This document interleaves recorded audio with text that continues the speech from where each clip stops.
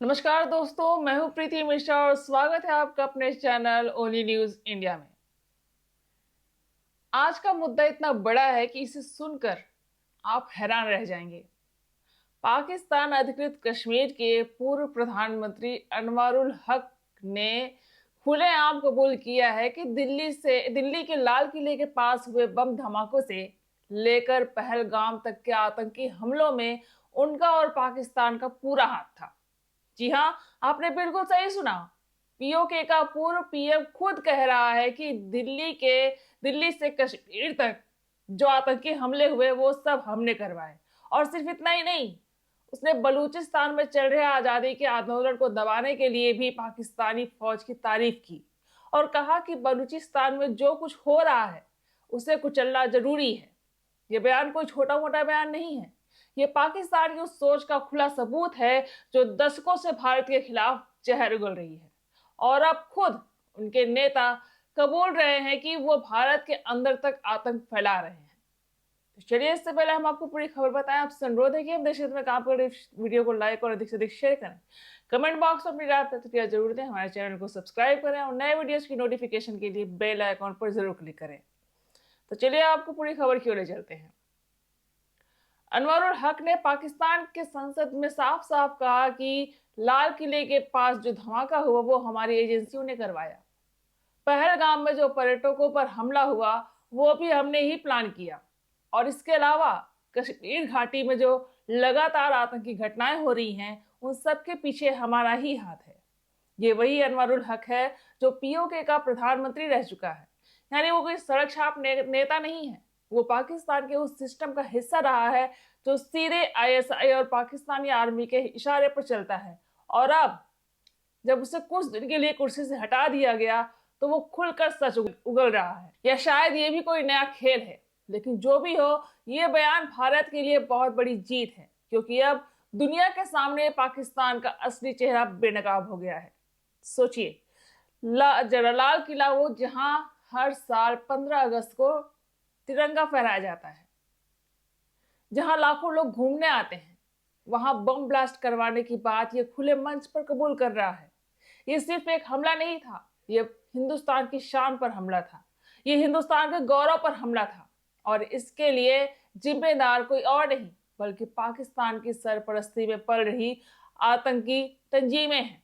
अनवरुल हक ने यह भी कहा कि ये हमले हमने इसलिए करवाए ताकि कश्मीर में अशांति बनी रहे, ताकि भारत को लगे कि कश्मीर में सब कुछ सामान्य नहीं है, ताकि अनुच्छेद 370 हटने के बाद जो शांति आई है उसे फिर से खराब किया जा सके।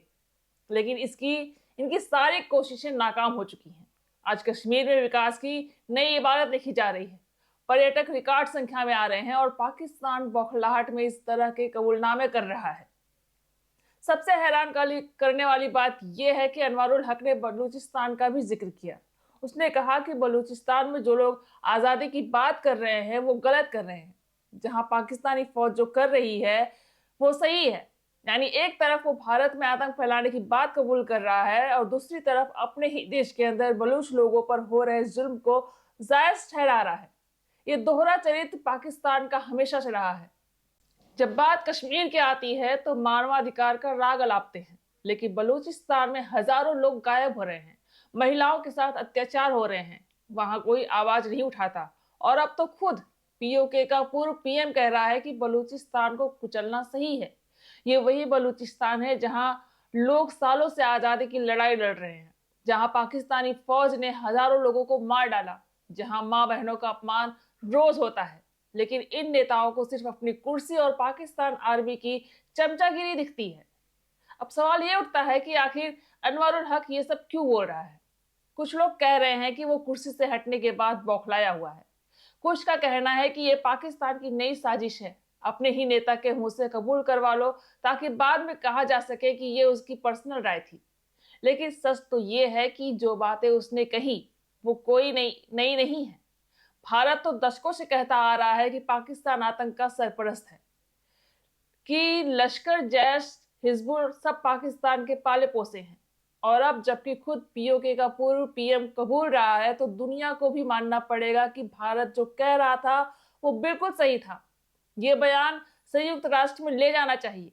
ये बयान अमेरिका, रूस, फ्रांस सबको दिखाना चाहिए कि पाकिस्तान क्या है और उसका असली चेहरा क्या है। लाल किले का ब्लास्ट कोई छोटी मोटी घटना नहीं थी, वो दिल्ली के दिल में हुआ था। वहां सुरक्षा के इतने इंतजाम होने के बावजूद अगर धमाका हो सकता है तो सोचिए कि पाकिस्तान की पहुंच कितनी गहरी है। और पहलगाम में जो निर्दोष पर्यटकों को मारा गया, वो तो पूरी इंसानियत को शर्मसार करने वाली घटना थी। लेकिन अब जब ये कबूलनामा सामने आ गया है तो हमारे सुरक्षा एजेंसियों को और सतर्क होने की जरूरत है। हमें अपने बॉर्डर सिक्योरिटी और खुफिया तंत्र को और मजबूत करना होगा, क्योंकि पाकिस्तान कभी नहीं सुधरेगा। उसका डीएनए ही है आतंक फैलाने का, और जब तक वहां आर्मी और आईएसआई का कंट्रोल है तब तक ये सिलसिला चलता रहेगा। अनवारुल हक का ये बयान इसलिए भी खतरनाक है क्योंकि ये पीओके से आ रहा है, यानी कि वो इलाका जो भारत का अभिन्न अंग है। वहां का नेता भारत के खिलाफ इस तरह की भाषा बोल रहा है। ये साफ दिखाता है कि पाकिस्तान ने पीओके को पूरी तरह आतंक का अड्डा बना रखा है। वहां की सरकारें, वहां की असेंबली, सब कुछ आईएसआई के इशारे पर चलती है।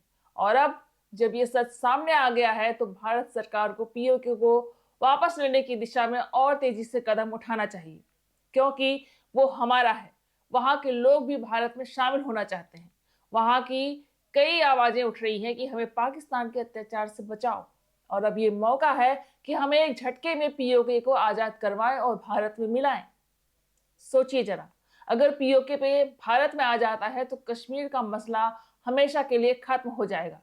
आतंक का जो रास्ता है वो बंद हो जाएगा और पाकिस्तान की कमर टूट जाएगी। अनवारुल हक जैसे लोग या तो जेल में होंगे या भारत के कानून के तहत सजा पा रहे होंगे। लेकिन अभी ये सब सपना लगता है, क्योंकि पाकिस्तान के पास परमाणु बम है, वो धमकी देता है। लेकिन सच तो ये है कि उसकी अर्थव्यवस्था खत्म हो चुकी है, उसकी फौज भी अब पहले जैसी नहीं रही। और अगर भारत ठान ले तो पीओके को वापस लेना कोई बड़ी बात नहीं। बस इसके लिए राजनीतिक इच्छा शक्ति चाहिए और जनता का समर्थन चाहिए। और मुझे पूरा यकीन है कि देश की 140 करोड़ जनता इस मुद्दे पर एक है।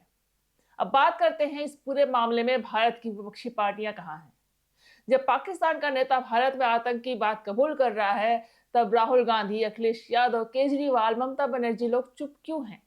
क्या उन्हें पाकिस्तान से कोई सहानुभूति है, या वो सिर्फ मोदी विरोध में इतने अंधे हो गए हैं कि देश हित भी भूल गए? ये बहुत बड़ा सवाल है। जब मनमोहन सिंह प्रधानमंत्री थे तब मुंबई पर हमला हुआ, संसद पर हमला हुआ, तब ये लोग क्या कर रहे थे?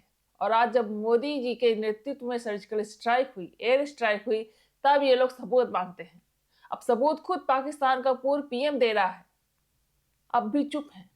ये दोहरा चरित्र नहीं है तो और क्या है? देशवासियों, अब समय आ गया है कि हम सब एक होकर पाकिस्तान प्रायोजित आतंक के खिलाफ आवाज बुलंद करें।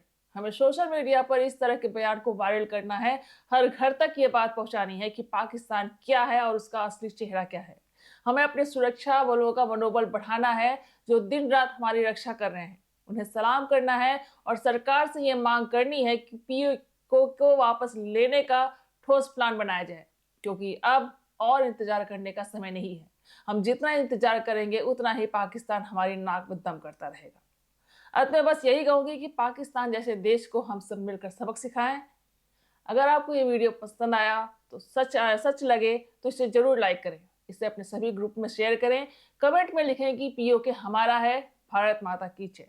और अगर आप तक आपने चैनल को सब्सक्राइब नहीं किया है तो अभी सब्सक्राइब कर लें और बगल के बेल आइकन को क्लिक कर लें, ताकि हर नई वीडियो की नोटिफिकेशन आपको सबसे पहले मिले। मिलते हैं अगले वीडियो में, तब तक के लिए बने रहें ओनली न्यूज इंडिया के साथ। बहुत बहुत धन्यवाद। जय हिंद, जय भारत।